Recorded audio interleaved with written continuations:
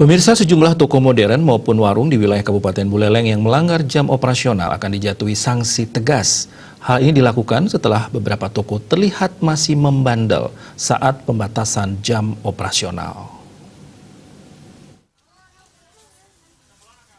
Pembatasan jam operasional pasar, toko modern, toko konvensional dan pedagang dari pukul 6 sampai 18 WITA ini sejatinya dimaksudkan untuk memberikan pemilik usaha waktu yang lebih panjang untuk bertransaksi. Namun berdasarkan pantauan di lapangan, masih banyak toko modern yang buka melewati batas waktu.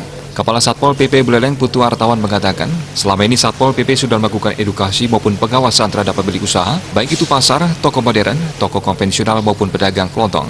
Kesempatan pun telah diberikan selama 15-30 menit untuk para pemilik usaha menutup tokonya dari batas waktu yang telah ditentukan.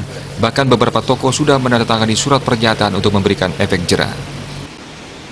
Untuk toko-toko memang sebagian besar sudah mengikuti aturan, tapi ada memang sebagian kecil yang masih membandel. Itu pun sudah kami himbau, bukan hanya sekali dua kali kami mengimbau, berkali-kali mengimbau seperti itu. Tapi tadi dari hasil rapat tadi, pernyataan pertama, kedua, dan kemudian dieksekusi, paling tidak saran dari Pak Sekda kan untuk mencabut izin. Itu yang coba akan lakukan, dan mudah-mudahan dari petunjuk dari Pak Sekda bisa menghasilkan sesuatu untuk ketenangan, keamanan, kenyamanan Buleleng dalam rangka memutus rantai COVID-19.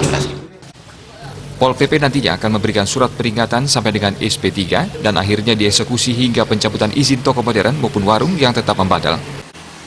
Komang Yuda, Bali TV.